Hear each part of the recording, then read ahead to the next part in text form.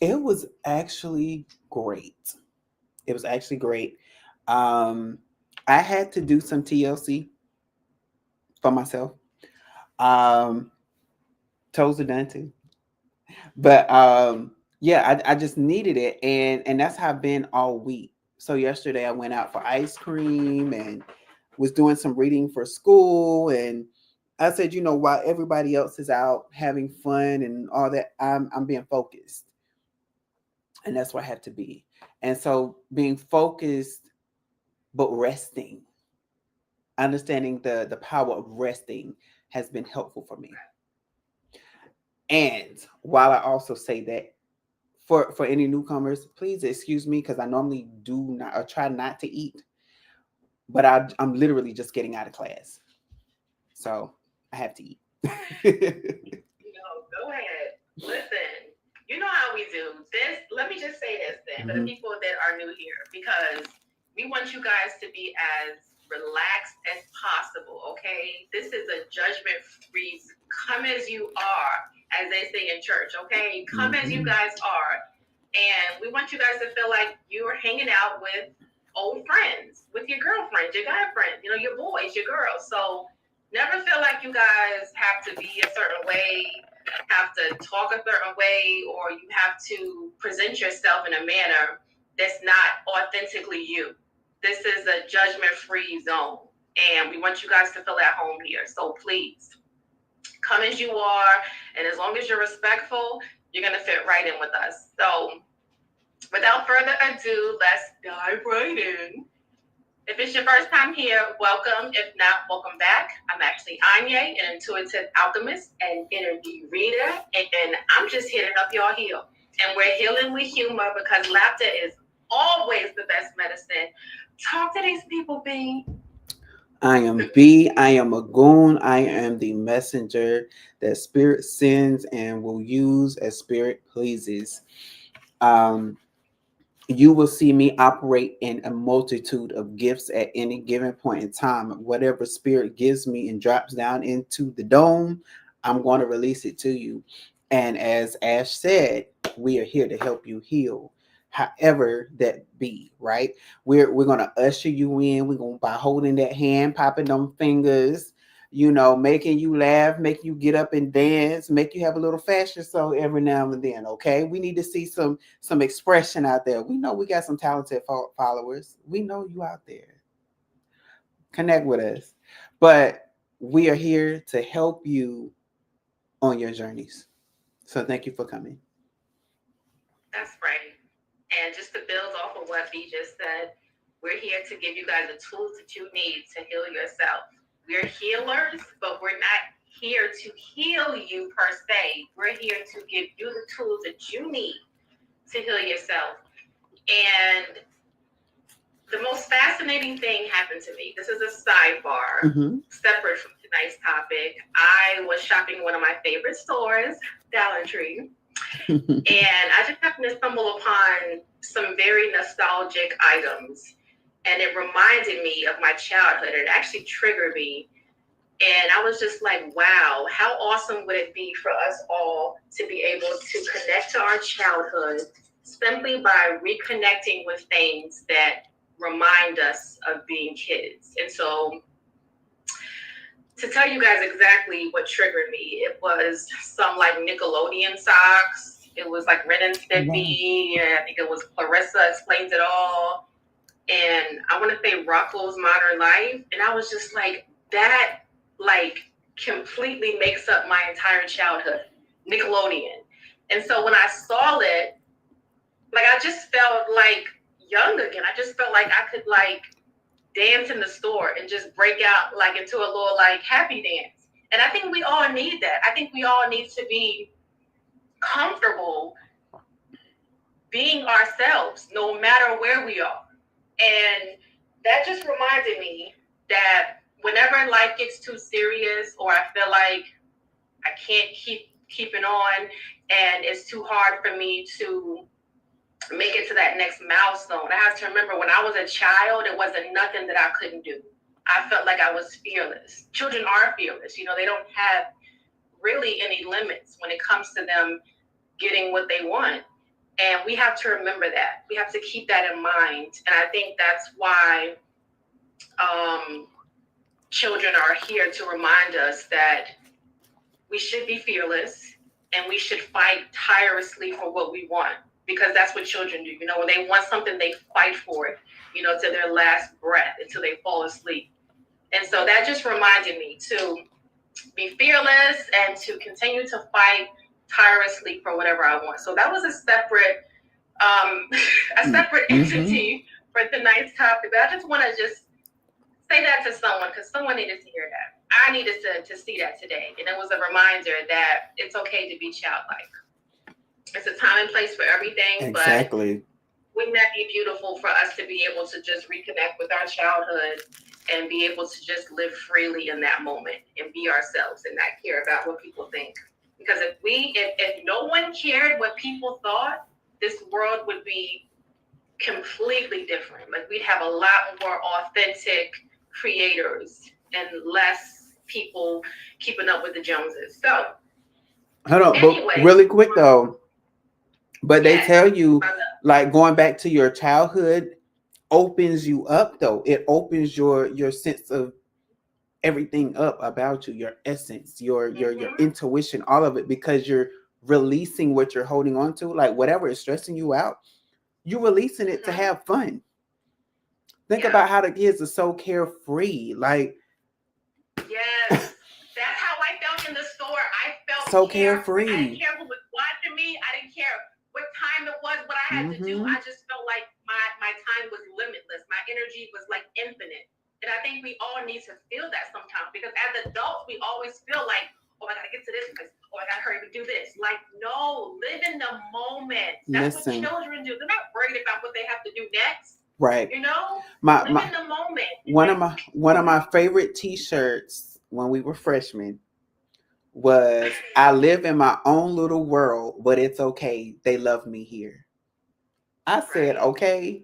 Like, baby, I could be off in La La Land and everybody calling my name, but I'm just having fun. But well, bestie, no. That's how I get when I'm on the dance floor. Baby, I'm in my own little world. People be like, what? How did you? I can't tell you anything that I just did the last 5 minutes ago. I can't. I just know I did something and I'm out of breath and I want some water. So meet me at the water cooler. Like, that's how I am. But those are the memories that people live for. People live for those memories where you just don't care. You just let loose and you just let life take its course. You let spirit take its course. Exactly. Right? Exactly. Because when you're too much in your head, you're thinking about your next move. You're thinking about your next goal. You're thinking about your next. No, just live. Live in the moment. It's okay to live in the moment. It truly is okay to live in the moment, guys.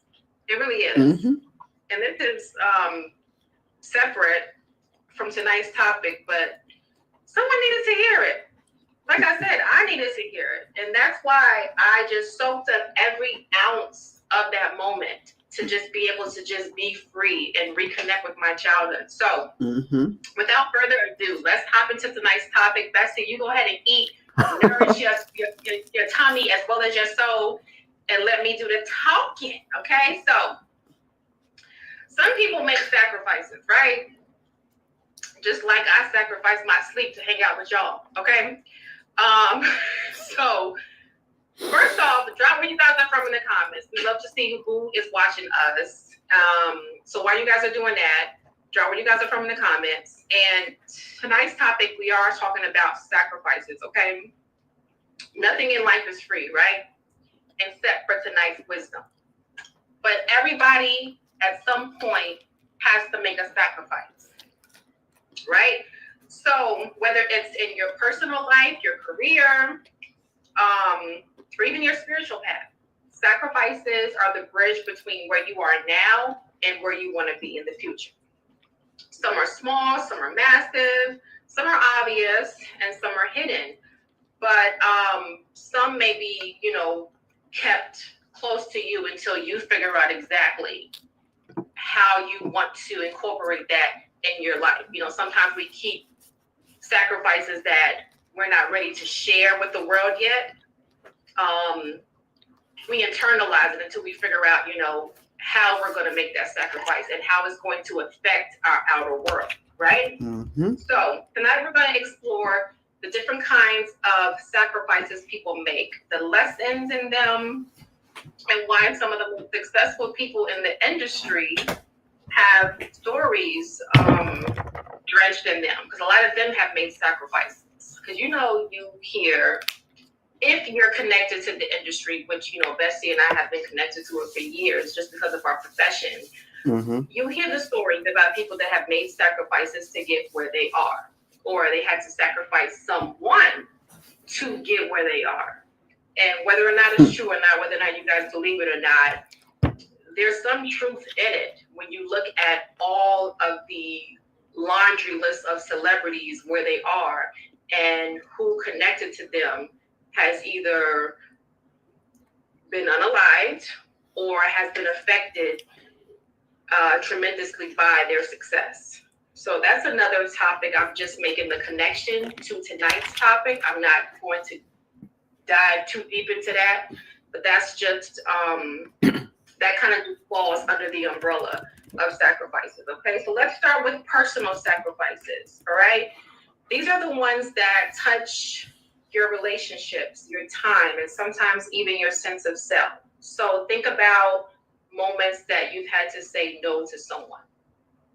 And that's not easy. That used to be hard for me, telling people no. I didn't want to disappoint anyone. I didn't want people to feel like they couldn't depend on me. That is a sacrifice. You know, especially to friends, you know, someone who, you know, you feel like you have a loyalty to.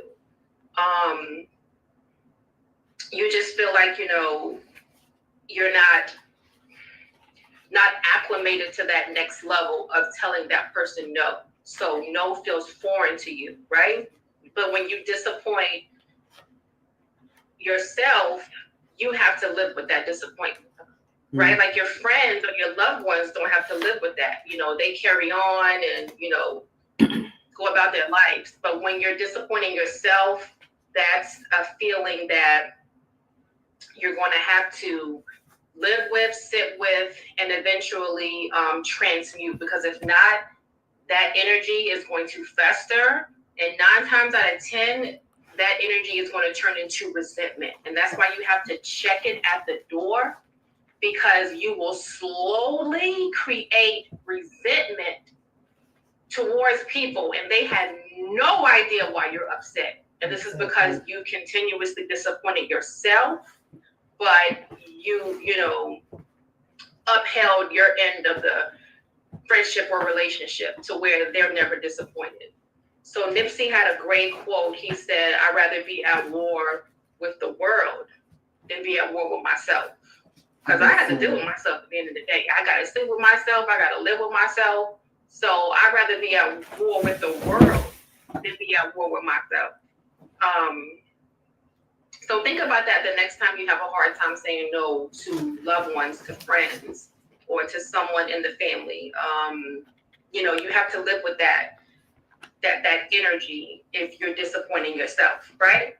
And this just kind of really harnesses the hermit energy, Bestie, because the hermit, when you look at that card, it's, you know, someone who's standing or sitting in solitude, depending on what deck you have, and they're just kind of like, you know, thinking, okay, what do I need to do next? But that's what a lot of people fail to do. They act and then think. So the hermit card is really just urging you to sit with that decision and think about it first. Think about how it's going to affect the entire situation, more importantly, yourself. And this is not selfish, okay? Because, you know, considering yourself is vital, because you have to live with yourself. So this is just, you know, pulling on the energy or harnessing the energy of the hermit and urging you guys to think about decisions before you make decisions, right? Let's keep it moving. So, here we go. All right. So the truth is, personal sacrifices often feel lonely, right? But they're the foundation of self-mastery, and they teach patience, discipline, and clarity. about what truly matters, who matters in the situation, how everyone is going to be affected in the situation. So take that into consideration, all right? Now let's talk about the sacrifices people make in their industries, like work, the blood, sweat, and tears it takes to be the best. Every field has its cost. No matter what field you work in, somebody is trying to be the best of the best of the best of the best, right? Artists spend years creating, often going unnoticed before they're recognized. And, like I said earlier, sometimes they will sacrifice a family member to expedite that process to get them on that public platform to where they're noticed, right? Because y'all know everything is spiritual. If y'all don't know that by now, everything is spiritual. The people that you meet, the decisions that you make, and the situations that encompass your entirety, everything is spiritual. As above, so below. And I truly believe that what's happening now could quite possibly be happening in alternate universes. I know that seems far-fetched, but because I'm so highly connected to my higher self, to the 5D, to the ethereal realms, I truly believe that we have another set of Ashleys in other alternate universes making different decisions, and I'm just waiting to meet what Ashley I'm going to meet based on the decision that I'm making, if that makes sense. So if I'm making a decision for the good, that Ashley in that alternate universe is cheering for me, right? Because I'm making a great decision. But if I'm making a decision that's not good, the Ashley over here is like, bitch, what you doing? Come on now. We done been through this road how many times, and you still flipping, falling, and you can't get up? So in the good words of our other friend, look, in the good words of our other friend Ashley, well, this Ashley is my best friend. Thanks. Just saying. Excuse you, she was my bird. She was my bird. Thank you. She was my bird. But it's so true though. Like, it's so true. Mm-hmm. And that's why I think people say, oh, you got a twin. Someone that's just like you. I truly believe that's the other you in that alternate universe. I mean, those that know. I know I'm not speaking or preaching to people that don't know what's going on. So that's why I say that you have a choice. Everybody has a choice. Make the right choice. But know that even if you don't make the right choice, no matter how far you go down that long, wrong road, you can still turn around and walk back to the right road. But just know, the longer you stay on that train, the further you go away from home, the harder it is to get back. So it's okay to go down the wrong road. Just know that the longer you travel down that road, the harder it is for you to get back. So let's keep it moving. So we talked about the artist. Entrepreneurs, I have a prime example of this. Sometimes they give up with loved ones and security to chase an uncertain dream. Sometimes we give up on certainty to chase something that's uncertain. And I don't think they teach enough about that in school because, when you're indoctrinated, right, you are taught to rely on the system. You're not really taught to be an entrepreneur. And Bessie, you can attest to this because, you have done so many different jobs. So you know pretty much how it is in almost every single field. But yes, it's hard when you have the mindset of an entrepreneur, but you're taught to rely on a system.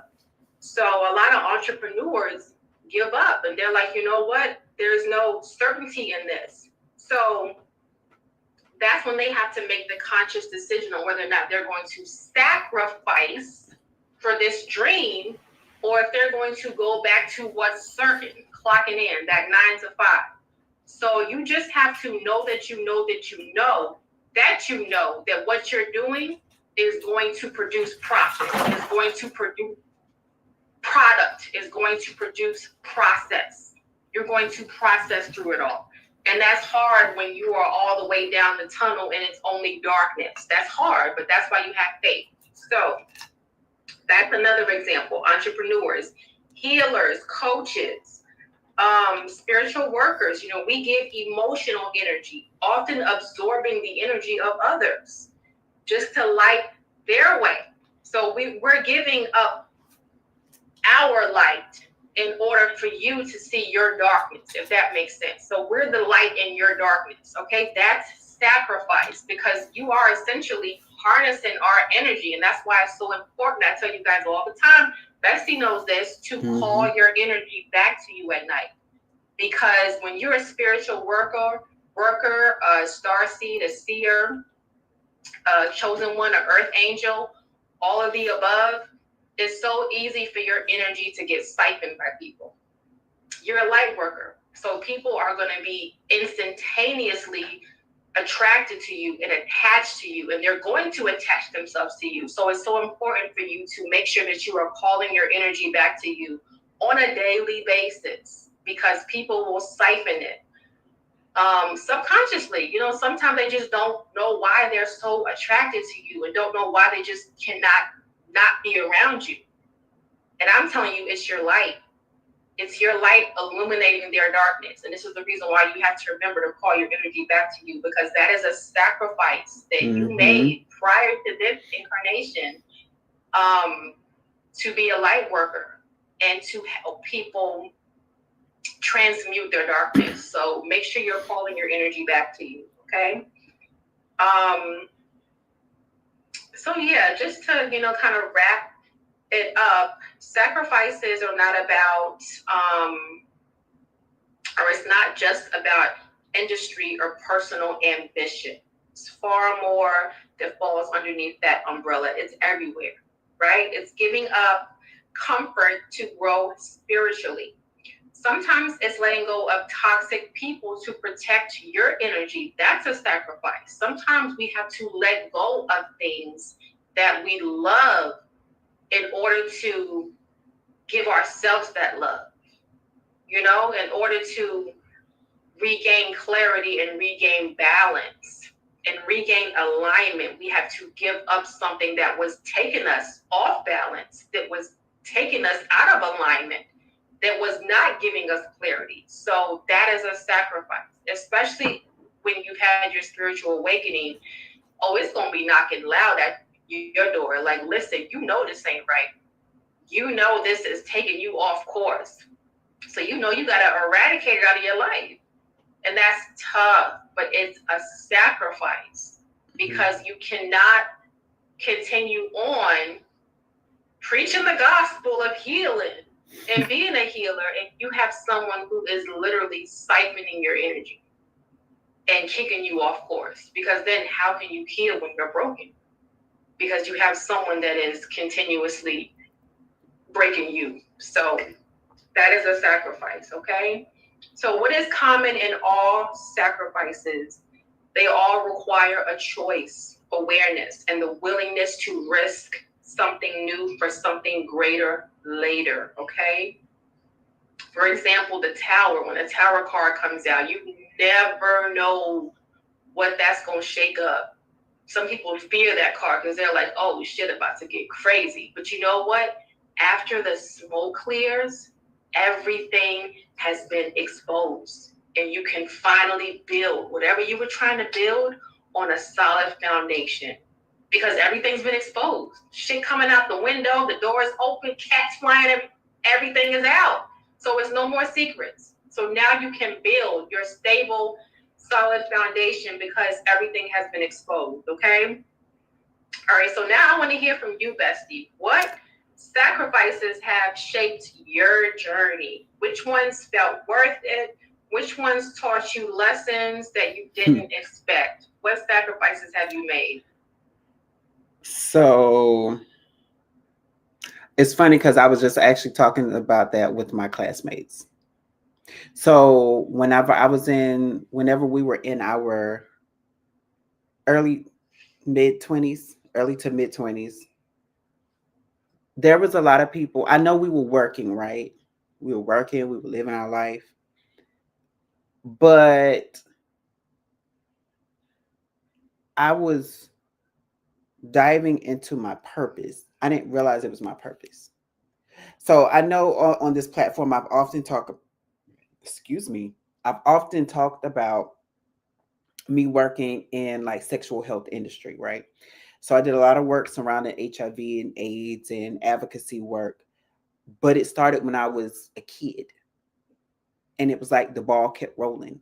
Every time I tried to step away, the ball kept rolling. People were pulling me, hey, I need you to do this. I need you to do that. Can you sit at this platform?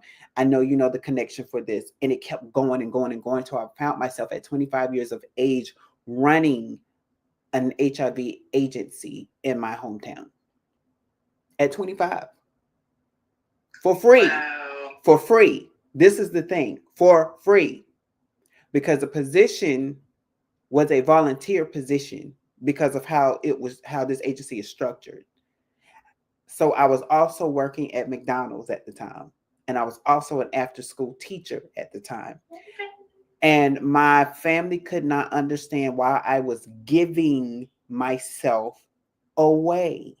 And I told my mom and I told my sister, I know you don't understand now, but I have to do this.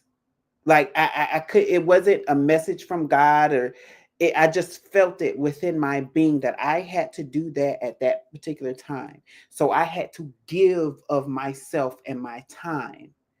And I was burning out like crazy. When I say burning out, I mean fevers of 103 almost every other weekend. To the point my mom was like, you have to stop. You have to rest. You need to learn how to rest. Then that's how she told me about my great grandmother, who the story is she worked herself so much that she went home and died, fell over dead from overworking. So, having this story and understanding that I was sacrificing my rest, my time, my health. Let's be clear. Sacrificing my health, for the work of health, right? But also understanding that the things that I'm seeing is what we call systems, the systems, right? And in this space, we call it the matrix. I was learning what the matrix looked like from experiences that I didn't have to experience firsthand. And from that, it led to opening doors. It led to me asking questions. It led to me using my voice for the voiceless, or for those that was afraid to use their voice, right? And it got me and opened doors for me to enter into spaces I never even dreamed of, meeting people I never imagined. If you all know who Luna Luis is, he is the legendary overall house father of the House of Khan. If you've ever seen oh gosh, um Paris is Burning, please go check it out if you haven't. It's a good documentary. He's in that. And so I've always idolized him, but to the point where it's like I can't believe you created something so massive at that age during this time, and you're for the people. And I said, oh, I would love to meet him one day. I would love to meet several others, but he was one of the ones that stood out to me when I got hired at this institution. Oh, I can say it. I was working for Duke University. And the very first project that I'm on, I go to the National Institute of Health, which is one of our institutions that kind of runs how our whole system runs its health, gives out grants to states and stuff federally for the United States. And I'm sitting there and in walks Luna, and I freaked out. And the thing is, I should say, years before I had met him and I had introduced myself to him, and I thanked him for his work, and we kind of connected because we're both cancers. Shout out. And so when he walked through the door, my mouth dropped and I started freaking out. My managers was like, what's your problem? I'm like, y'all don't know who this is? I'm like, the whole reason why we do our work is because he was seeing it in New York City. He was doing the work. He's basically, I had to show him this. He basically created an institution that is nationally known. And they said, huh? Yeah. for the population of people that we're serving. And I greeted Wow. him and he hugged me. He was like, oh, wow, like, so nice to finally meet you. And I was like, right. And I was sitting there in awe. But it wasn't just him. I met so many others, right? Yeah. And then my family started to see how my sacrifices back then led to these doors and these spaces that I'm in now, even to the point of the institution that I'm in now, right? It led to me opening the doors, so many open doors. Mm. Yep.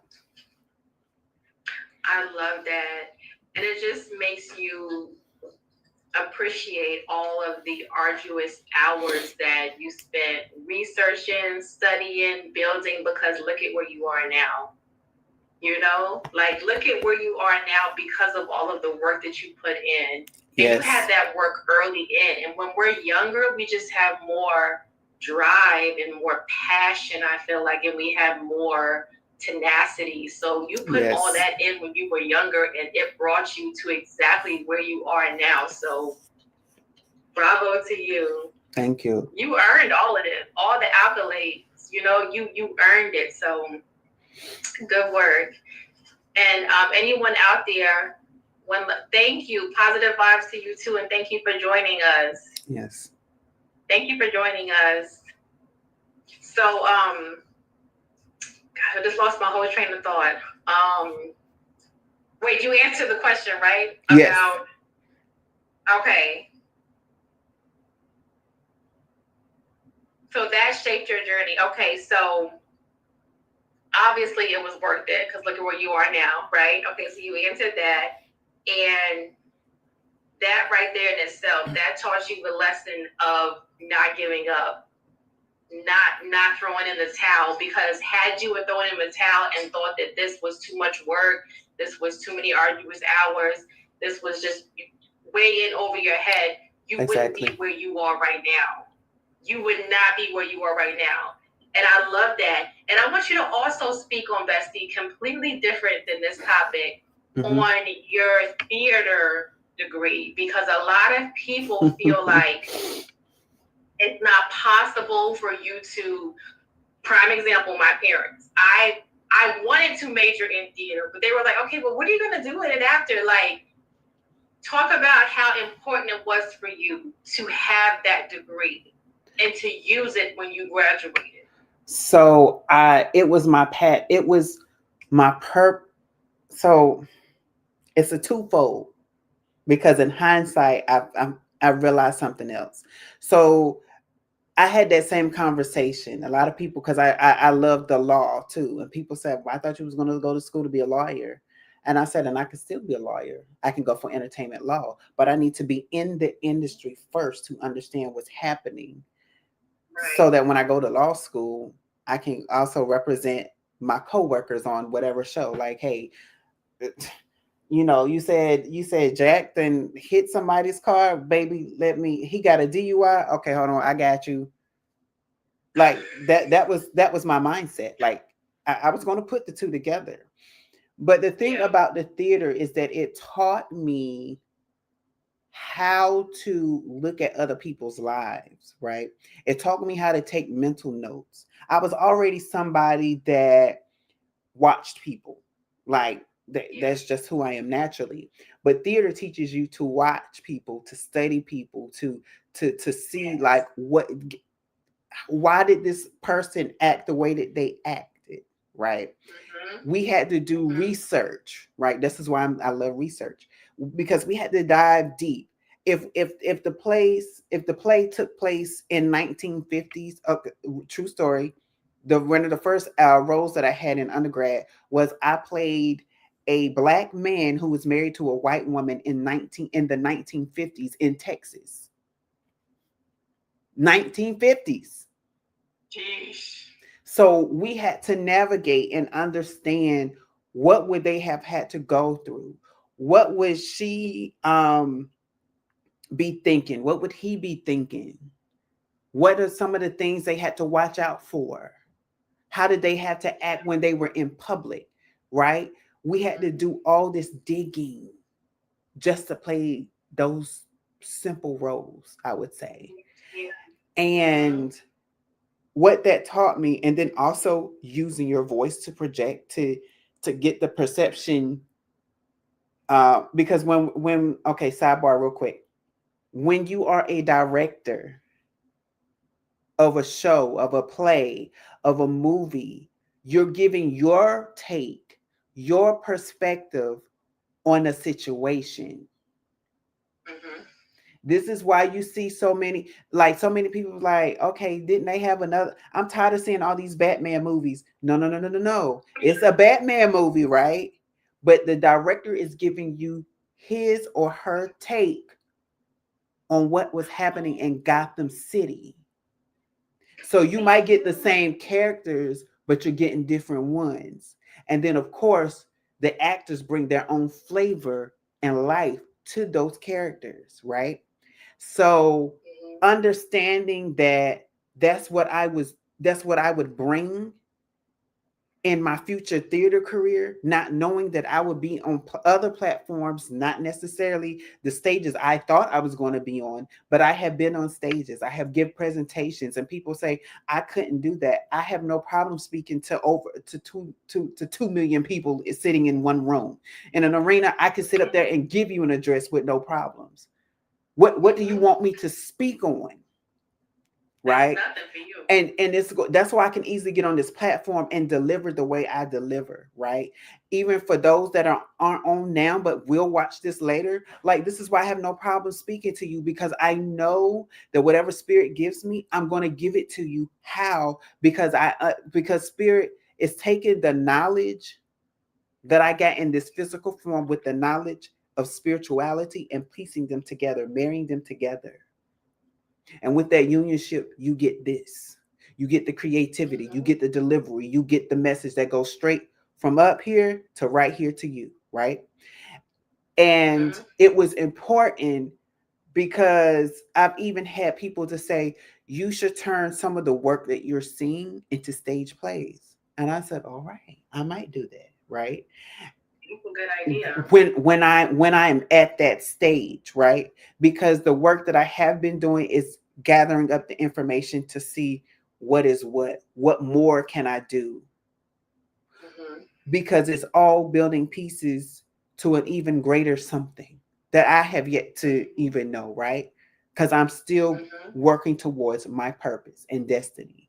So, Mm-hmm. and I say that to say this: people may not understand the road that you have to take to get on your destiny. But when you know that that's your road, it doesn't matter what it looked like to other people. Your road will always lead you to your purpose and destiny. Exactly. Oh my God, that segued into what I was going to talk about, because that also tied into sacrifice. Because I Mhm. know that even Meryl Streep, like she says this all the time, like when she tries to connect to a character, she doesn't try to become the character. She tries to find like the similarities that she has with herself to the character. And that's how she's able to just engulf herself into these roles.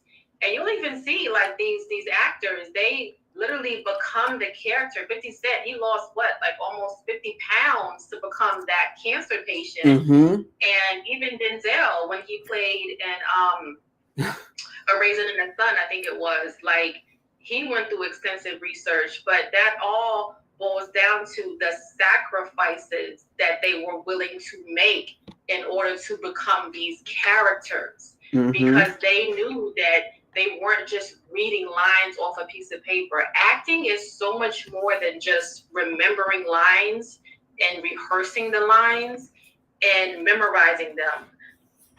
Prime example, when I was in grad school, I dropped out for acting, but I did attempt to be in graduate school for acting. But when I was in acting, rather in grad school for acting, I remember my teacher would always tell me, like, you have to connect to the actor.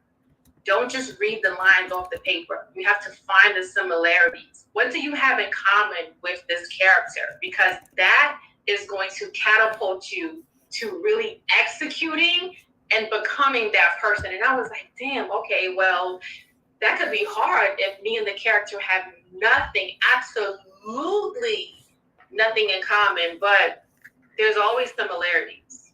Where you guys are from, how you were raised, what you like to eat. Like there's always going to be some similarities. So I say all of that to say that you have to make a sacrifice in some way, shape, form, or fashion.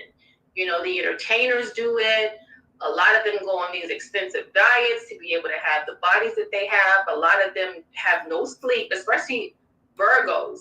Beyonce, especially Virgos. I was just about to talk about her. Okay, when they are on tour, when they are rehearsing, when they are getting ready for a show, like they sacrifice. So they're doing it on a larger scale. Yes, but you guys still have to do it in your lives. Apply it in your lives and see what needs to be rectified and what you need to sacrifice in order to get you guys to that next level. And that may be different for everyone because we all have different goals and what have you, but that is like my mark. I look at, entertainers, okay, like, they sacrificed for this. She sacrificed for that. Let me look at my life and see what I can sacrifice. So that's how I apply it. Because listen, when she...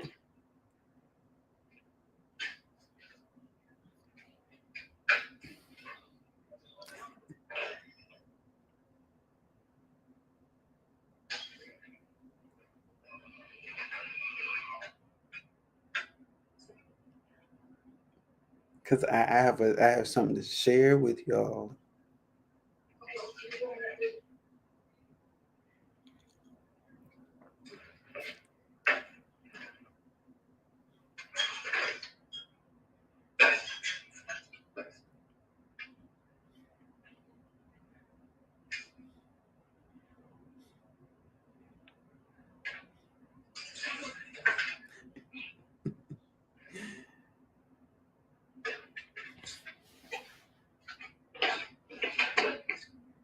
I was like, speaking of Virgo. Sorry about that. No, you're fine. I was like, speaking of Virgo, but I was gonna say, I don't know if you all remember when Beyonce did that diet. It was like cayenne pepper, water, and lemon or lemon juice. And that's all she was drinking to lose weight. I actually had a friend. Yeah. I actually had a friend who did that. He was a big guy. And he lost so much weight. He lost all of his weight. And now he looks like a total, complete different person. And I'm like, these new people that meet him will never know unless he tell you. And I watched it. And I was like, you have more willpower than me, because I know that cayenne pepper is really good for your throat. But to only consume that for weeks. Mm-hmm. And then right. And he went to the gym. Let's be clear, he also went to the gym. And his transformation was so amazing. And I was just like, I'm so proud of you. Like, I'm like, people can take a page out of your book. And he's always been hilarious. He's always been funny. He's always been shady, but it's the shady, funny kind of shady. So that didn't change. And it didn't change who he was because he knew who he was. I do want to say that too. But it was the sacrifice that he had to make to get there. And he's not a Virgo, but I will say that, yeah, he took a page out of a Virgo's book on when they get locked in and ready to do stuff. He may have some Virgo in his chart because, we've had conversations about just the Virgo trait and whatnot. And you have to remember, like, you are beyond your sun sign. So even if you look at someone who has, like, say, for instance, a Cancer sun, okay, like maybe their Mars is in Virgo. So they are diligent about, what they choose to do, how they choose to eat, who they choose to be around. So it's far beyond your sun sign. Mm-hmm. Far beyond your sun sign. Yeah. Mm-hmm. And I also wanted to say, before I forget, it was something that you said earlier. I do want to kind of somewhat summarize what you said earlier about the sacrificing, because what you were talking about was the hard work that you put in. Mhm. And some people don't understand the essence of hard work. And what they'll try to do is take the shortcut way of doing things. And this is when we get into those negative ways of making sacrifices. When Right. this is when people look at somebody else's life and say, "Oh, I want that life," and be jealous and get to the point of saying, "I want to take what they have," instead of working for it. And so they'll Mhm. sacrifice things like their life, um, their children's lives, right? This is when we Mhm. have that.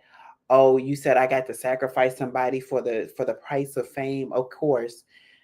Woo, this is a tough one. I'll sacrifice this person. You sure? Yes. And then they sign the line. Even to the Mhm. point where some people sacrifice their souls for the price of fame. And it's Yep. like because they don't want to do the work, they want to do the easy way out. The easy way never brings true success. There's always a catch. As they say, Always. always a catch 22.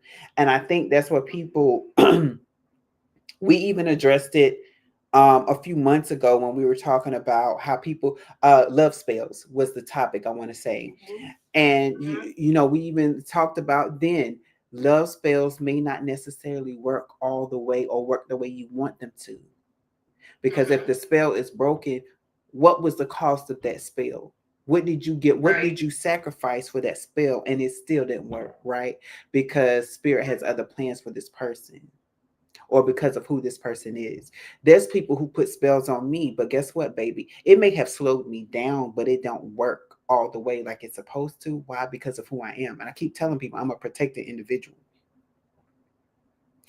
And sometimes when people are protected, baby, you can put all the spells you want to on them. It's not gonna work. It's not gonna work. And the cost of that spell is the karma that you have to go through. So that long Woo. road that Ashley was talking about, that long road to if you did something wrong and you on the wrong road for so many years, baby, however long you was on that road, you got that karma to make up if it was against someone else. Now, if it was against yourself, then spirit is going to put you on the speed track to catch you up to your destiny, right?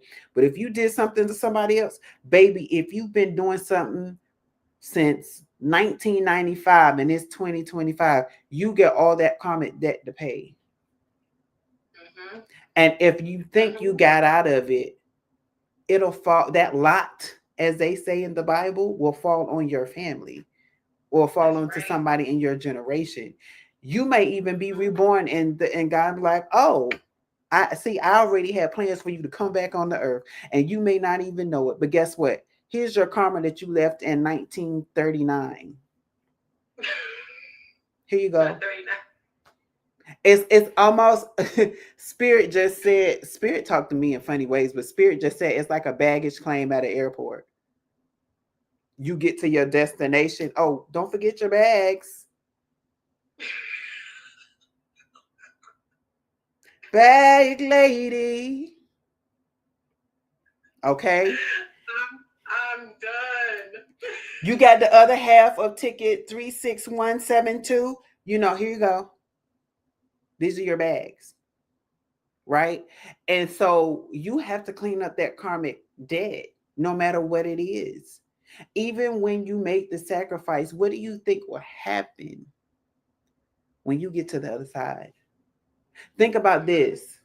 What do you think will happen when you take your last breath and you go to the other side of life and you sacrifice your loved one? Do you not think that they're coming for you?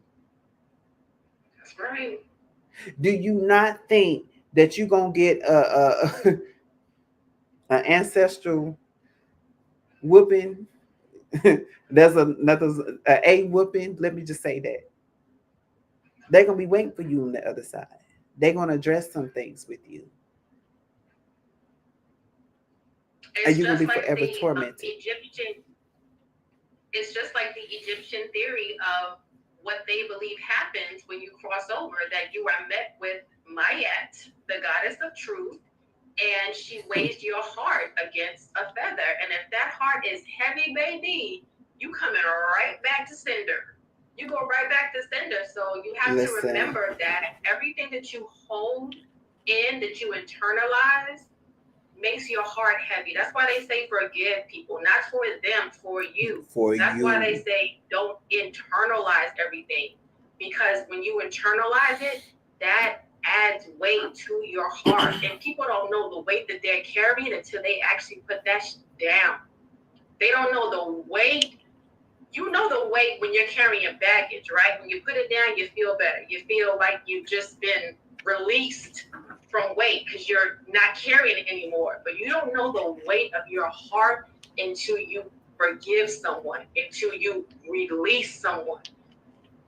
That's weight. That's emotional weight, and that's heavier than any physical, tangible weight that you could ever carry. Let that emotional weight go, guys. That's gonna really hinder you in the ethereal realms when you're faced with your maker and they ask you all these questions under the sun from A to Z, and then they look at your heart and weigh it against the feather. And if that heart is heavy, you can't enter into any other realm, any other kingdom. If that heart is heavy, it's literally going to weigh you down. Mm-hmm. So you have to forgive. You have to forgive. And I love that example that you used with the baggage, because that's so true. That's going to follow you wherever you go. Mm-hmm. Wherever you go, it's going to follow you. And like you said, if it doesn't follow you, guess who it's coming to? Your offsprings. It's going to stay in that bloodline and travel throughout that bloodline until somebody rectifies it and eradicates it out of here, and it exits stage left for good. I keep saying, our everyday life mirrors something in spirituality, whether you know it or not. Yeah. Because that's very similar to what's the song? Papa was a rolling stone. Wherever he laid his hat was his home. And when he died, all he left us was alone. So we got to pay a loan that my daddy made, and he's the one that was. Yeah. You got to pay what your mama did, what your daddy did, because they weren't thinking about you. Right? Karmic debt. It's that karmic debt. And everybody has a karmic debt. Now, some people have more karmic debt. No, I'm sorry. Everyone has debt, but not everyone has karmic debt. And there's actually a way you can see if you have karmic debt and find out exactly what karmic debt that you have. But everybody has debt to pay, because somewhere throughout the bloodline, somebody's grandmama, auntie, uncle Elroy did something, okay? But not everybody has karmic debt. There's a difference. So you have to differentiate between debt and karmic debt, okay? My middle daughter has karmic debt that she has to pay based on her birthday. So we're working through that now, so that when she gets to a certain age, she knows that she has certain things that she cannot do, because that's just going to add to that tab of debt that she has.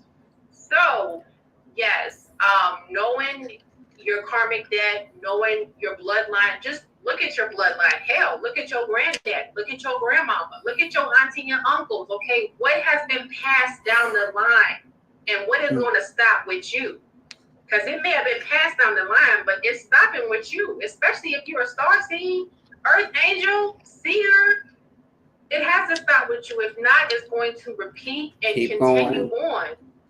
And so you know that just as well as I do, bestie. I mean, you can look at your family bloodline and see what has continued on in the family. Everybody can do that. It may not be easy to do, especially if you see that it has harmed or hurt or broken up the family, but everyone can look at their family and see what has been a continuation down the bloodline, and what is going to stop with you.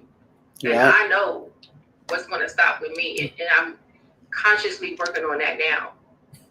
It's not going to continue. It stops with me. Okay, listen. And when you take up that mantle and you make that true, baby, it's some work. It is some work. It is. Talk about it, bestie. Not everybody can handle it. That's why chosen ones have so much ish on their plate, because not only are we shaking and moving out here on this planet, we have to keep a roof over our heads. We have to clear karmic debt.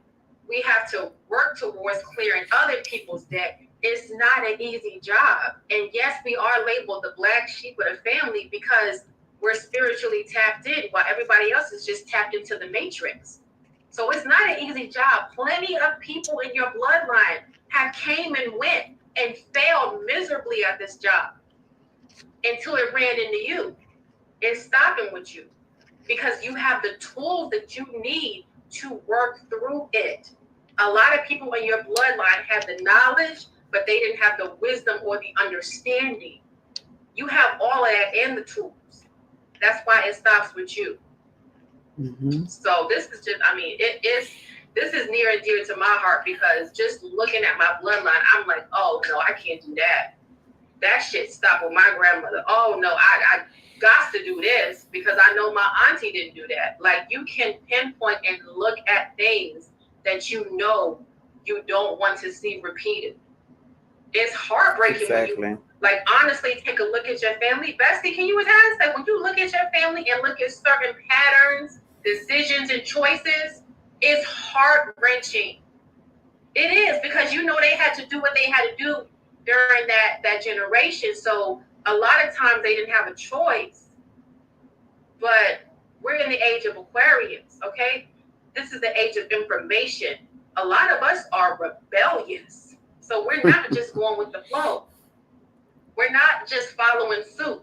Yes, I'm asking. No, we're setting the tone. Listen. Okay, so let me hush because I'm going to go on a tangent off this shit because, listen, I'm rebellious by nature. Not only am I a Sagittarius, but I'm an Aquarius moon. So that is the most rebellious sign. So that's directly attached to my emotions. Like, I don't color inside the lines. I never color inside the lines. I'm always well, why do I have to do this? Well, why? Always in school. Why? What, when, why, but most importantly, why? You know? So okay, you can't just tell me it is just because no. If it don't compute no, up here. Can't tell me do this. You feel me, Soraya? You being a Gemini, you know you're the communicator of the zodiac. So you're gonna be like, well why? Like, why do I have to do this? And it's not that you're trying to be confrontational. You just want to know. And I think that's like embedded in every chosen child to ask questions. Now, if you're not chosen, you're just gonna just go with the flow and just, call it a day or whatnot. But when you're the black sheep of the family, the chosen one here, you're gonna ask why. You're gonna ask questions like, that don't sound right. Like that don't make sense to work 40 hours a week and only get 2 days off, and then once I retire, I'm in the good words, as we say it, make it make sense. Please make it make sense to me. If it don't make sense to me, it will not get done. Make it make sense. It's not gonna get done. When I retire, I'm not on Earth anymore. No, that's not right. Right. Just thinking about it now, it just don't seem right. So yeah, which all kind of ties back into sacrifice. You have to make that conscious decision to say to yourself, okay, is this leading me to where I want to be? Or is it leading me to a place where I know I'm going to be in a perpetual circle and cycle of ritualistic confusion? If that makes any damn sense. I just kind of made that up. No, so that's a question. No, when you were just saying this, I was thinking back to what I was just telling my classmates, because they were talking about, because two of the ladies that was in our group, have children, and they was talking about, trying to find that balance and making sure they can do everything. And I had to let them know, because I was like, well, I don't have this full-time job like you all right now. I said, however, I did when I was younger. I said, so I know what you're going through. I had to let them know, like, I know what you're going through because I've done that already. And I think that this is Spirit's way of saying, you've already done enough sacrificing. We need you to live easy. Mm-hmm. And I said, okay, I'll do that. Because my and Ashley and actually Soraya know as well that I have been trying, and I'm like, okay, these doors keep getting slammed in my face, but I'm not taking it as a loss. I'm like, okay, so what are you teaching me? Spirit, are you telling me to let these things go and you're going to take care of me? Because if you will, I could put my full focus on this right here. When you get to your purpose work, after you've done all the sacrificing, there's one last big sacrifice that you're going to have to do. And Spirit's going to like say to you, like, I'm going to take care of you. I need you to sacrifice this one last thing. And when you sacrifice this thing, you're not going to have to work. I'm going to take care of you so that the rest of it can be easy. So that you can walk through your doors the way you're supposed to, with no bags, with no last minute items on your list. No, I just need you and you only to walk through those doors. Nobody with you, nobody pulling you back because they second guessing. But when I make the provision for you to walk freely and with freedom, I need you to walk through the doors. Because how many times have we seen on Instagram, man, I was working for a Fortune 500 company and I had to quit and start over. What? You was bringing home 2.5 million. I mean, what? And you had to walk away and start over. But now we looking at your life and you making twice that? How sway? Because I know I used to ask those questions. But then to actually go through it myself, I'm not going to lie to y'all. I was kicking and screaming. Like, what do you want me to do? You sure? You sure? Okay. If you make the provision, I will walk the walk. And that's what I've been doing.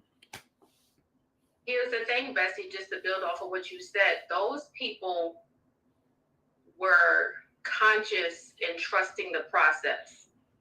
They knew that if they made the sacrifice and whatever monetary loss or gain or stability that they gained or lost, they knew the outcome was going to be greater than how it was started, if that makes any sense, if I'm even explaining that right. So it is about sacrifice. It kind of all circles back to sacrifice. Okay, yes, you're sacrificing stability right now. Yes, you're sacrificing money right now. Yes, you're sacrificing not really having a vision of how it's going to turn out, but you know at the end result is going to be greater than the beginning. So it's all about trusting the process, having something to fall back on, a little, safety net, of course, that's always good, but sacrificing because you know that the end is going to be greater than the means. And I'm going to answer this question. I'm going to answer this question now because I can hear somebody saying, but how do you know when you are trusting the process? Trust me, you will know, because all signs will point to it. No matter what you do, it's almost like, this is real graphic, but so imagine you're in a car on the highway going 80 miles per hour. And all of a sudden you see that the traffic is stopped. And you go to put on brakes and your brakes are not working. That's a clear indication that you're in the process of letting go. because no matter what you do, you see that you still have to keep going. And you're looking like, I'm going to hit these cars if I continue on this speed and I can't slow down. And then at the very last minute, the car slows down. And you're like, okay. And that's when Spirit says, now you can get off this ride and let me take control of the steering wheel. And when you let Spirit take control of that steering wheel, all you got to do is enjoy the ride. Mm-hmm. That's all you got to do. Give up control. Give up Which is control. hard for a lot of people. Control, let me tell you guys, control is the devil. Because when you want to have control over everything, you don't allow Spirit to control anything. And sometimes it's hard to trust the unknown, the unseen, because you're not sure how it's going to work out. But if Spirit brought you this far, you don't think Spirit going to just leave you hanging, leave you high and dry. Trusting the process is tough because you're literally trusting in the unknown, the unseen, the unverified. Yes, Spirit is verified, but you're not seeing the end result. So that's tough. Mm-hmm. But guys, if you have to have control over everything, you're not leaving any control for Spirit. And Spirit can't guide and direct you anywhere. So it's so important for you guys to give up that control. Now, I see that it's already roughly 12:30, so I do want to open up the floor for anyone that is still on with us to ask any questions that have not been clarified. Or if you guys have any comments, concerns about anything that we've already talked about, even topics that we haven't even touched on, now is your time to ask me. Mm-hmm. I did not bring my alarm clock in here, so I wasn't conscientious of the time. So forgive me if you guys were waiting for me to announce the Ask Me. You can always type in the chat when you know I'm bumping my gums and I have went over time. Yes, we have a question. Soraya is preparing her question. Thank you, my love. And while she's preparing her question, I do have some scripture. I have some scripture, a scripture day. Okay. And this is the first time I'm looking at the scriptures. So the first one is Isaiah 26:3. You will keep him in perfect peace, whose mind is stayed on you, because he trusts in you. The second card, every good and perfect gift is from above, coming down from the Father of the heavenly lights, who does not change like shifting shadows. James 1:17. And this is important. I think the first one was kind of self-explanatory. We just talked about it. But the second one is, I'm gonna keep it off because I have some more cards. And I see your question, Soraya. And then Psalms 55:22, cast your burden on the Lord and he will sustain you. He will never permit the righteous to be moved. Again, when you're sacrificing, make sure you're sacrificing the right way. Make sure you're actually doing the work and not trying to take the easy road out. Because the other two cards that came out was Nana Baruku, Essence, and Reina Rudu, Loyalty. And Spirit says, what are you giving your loyalty to? Who are you giving your loyalty to? What is that thing's essence? Mm-hmm. Is it draining you or is it pouring into you? And then the next one was Uwa Alajana, Beyond. Because you have family members on the other side that are watching you make these sacrifices. I think we talked about that earlier. Are they going to be rooting for you, or are they going to be chastising you? And then the last one was Urzuli. Pay attention. Again, pay attention to what you're trying to sacrifice. Pay attention to what it is that you think you should be sacrificing. Is it really? Because remember, James 1 and 17, every good and perfect gift is from above, coming down from the Father of the heavenly lights, who does not change like shifting shadows. So are you sacrificing something that God wants you to keep, that Spirit wants you to keep? Are you sacrificing the right way so that Spirit can make sure that you stay on the correct road? Or are you on that long road, wrong road, as Ashley perfectly stated? So think about these things as it pertains to sacrificing, right? Now, wait, while you're shuffling that, I just want to give a quick shout out to my Galactic Soul brother, my favorite author and storyteller, Matt D. Talford. He has released his, I want to say, fourth book, Twin Flames. So those of you guys that are on the journey, that know someone who's on the journey, or if you just need a guided book on how to navigate throughout the journey, this is yours.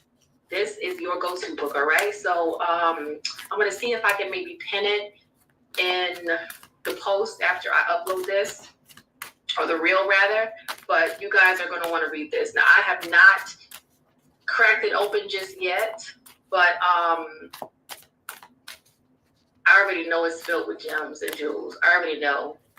And if you have heard me speak about him on this platform, phenomenal man, and he knows exactly what he's talking about. So please, guys, if you want more information on the journey, if you're on the journey, or if you know someone who's on the journey, this is your book. All right, and I'll see if I can pin his information once we upload the video. Go ahead, Bestie. All right. Oh, all right. So the first card that came out for you, Soraya, is the Ace of Pentacles, but it came out sideways, just like this. And what I was hearing is that the first thing that you have to do is don't worry about finances. Don't worry about the money part. Like, don't worry about where it's coming from. Don't worry about where it's going. So the coming and going of the money, don't worry about it. The next part, I gotta see which is which. I am seeing the Queen of Cups, but it's in reverse. But what I'm hearing is don't overindulge. But it's like but what I'm getting is don't overindulge in the negative, right? Don't let it consume you by you consuming it, if that makes sense. Because then we have the Queen of Swords. I just realized that. We have the Queen of Swords in reverse. So you have two queens here. Because what it's going to do is what I'm hearing the word burnout. This is the Queen of Swords in reverse. But what I'm hearing is burnout. With you overindulging in the negative, what it's going to do is drain you mentally to the point where you're not going to think the way that you're supposed to. You're not going to strategize the way you're supposed to strategize. So I'm hearing to live freely, right? Continue to nurture yourself as you handle each thing. I'm also hearing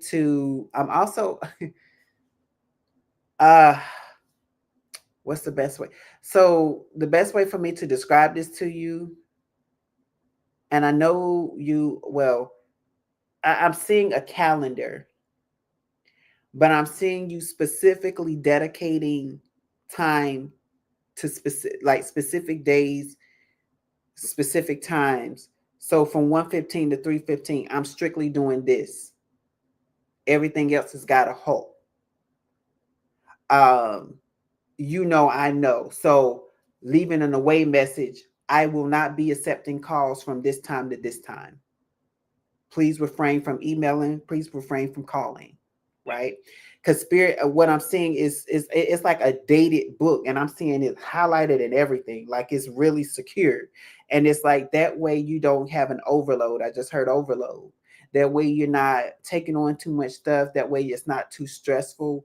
So by the end of the day, you have enough time for you. And what I'm getting is a time boundary. Set the time limits, even for your personal projects. I mean, well, I know her outside of this, so I know that there's certain things that she does for herself that she's like, I'm doing this from this time to this time. Spirit is like, do that with everything. Organize it that way. Because what's happening is, and I can't show the full card because of how she is, because homegirl is truly naked. So hold on. It's naked, but it's a good card. It's the world card. I'm gonna show you it's the world card. So it's like as you continue to do this, you will continue to see, you will continue to close chapters and open new ones. And it's going to be pleasant because this is in the upright position. So it's and I'm gonna have to send you this card offline, because when I tell you she's carefree, and the irony of it all is, mind you, I said the Queen of Cups, right? This lady is in the water. It's like reclaiming my power, reclaiming my happiness, reclaiming my freedom, reclaiming my peace, reclaiming my joy from everything. And I'm living a carefree life. Like she's standing like this. She's like, yeah, whatever. Carefree. But it's like, don't worry about where it's coming from or how it's going out.